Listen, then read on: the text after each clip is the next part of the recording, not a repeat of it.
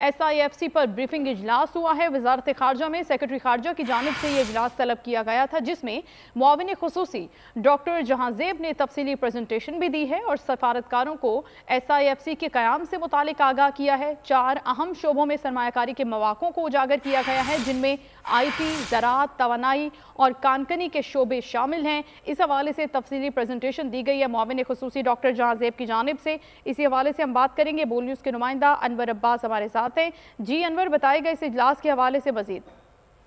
आज दफ्तर खारजा में एक इंतहाई अहम इजलास मुनक्किद हुआ, जिसमें कि काफ़ी अफराद भी शामिल हुए, गैर मुल्की सफीर और फैसिलिटेशन कौंसिल के हवाले से तफसीली ब्रीफिंग शुरका को दी गई। उसमें फैसिलिटेशन कौंसिल में मुख्तलिफ शोबे ज़राअत के हवाले से, IT के हवाले से, तालीम के हवाले से, दीगर शोबों में जो तावन की सूरत हाल है उसके हवाले से ब्रीफ किया गया शुरका को। और इस मौके पे मुख्तलिफ शुरका की जानिब से इस तावन को मजीद फ़रोग़ देने के हवाले से मुख्तलिफ इक़दामात का जिक्र किया गया। जी ठीक है, अनवर अब्बास हमें अपडेट कर रहे थे इस इजलास के हवाले से, और उनका ये कहना तमाम 4 शोबों के हवाले से तफसीली ब्रीफ भी किया गया है। इसी फॉरेन अफेयर के इजलास के हवाले से हम बात करेंगे। माहिर मुआशियात आबिद सुलैरी साहब ने हमें ज्वाइन किया है। बहुत शुक्रिया आबिद साहब आपके वक्त का।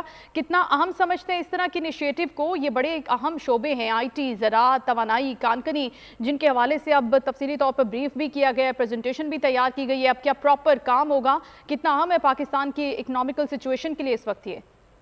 पाकिस्तान की इकोनॉमिक सिचुएशन के लिए तो अहम है, लेकिन आज के जिस मौजूदा नाजुक सिचुएशन में इकॉनमी गुजर रही है, उसमें इसकी इम्पोर्टेंस और बढ़ जाती है जी। क्योंकि इस वक्त तकरीबन एक जो मायूसी का समाज पैदा होता चला जा रहा है, उसमें यकीनन इसी तरह के इनिशिएटिव हैं जिनकी तरफ हमें देखना होगा, क्योंकि आउट ऑफ बॉक्स सोल्यूशन ढूंढें और देखें कि इन सेक्टर्स में कहाँ से इन्वेस्टमेंट जो है वो हम ला सकते हैं। स्पेशली एनर्जी का जो शोबा है उसमें इन्वेस्टमेंट कहाँ से आ सकती है, और यकीनन सिंगल विंडो ऑपरेशन का होना और जो डिप्लोमेटिक कम्युनिटी है उनको इस बात का एक यकीन दहानी कराया जाना कि अगर उनके गवर्नमेंट से, वहाँ से प्राइवेट सेक्टर जो है वो पाकिस्तान में इन्वेस्ट करना चाह रहा हो इन शोबों में, तो उनके लिए कोई बैरियर नहीं होगा, किसी किस्म की कोई बॉटलनेक या कोई सुर्ख फीता नहीं होगा। तो यकीनन इसके लॉन्ग टर्म इम्पैक्ट होंगे जो ये चीज़ अनफोल्ड होती है।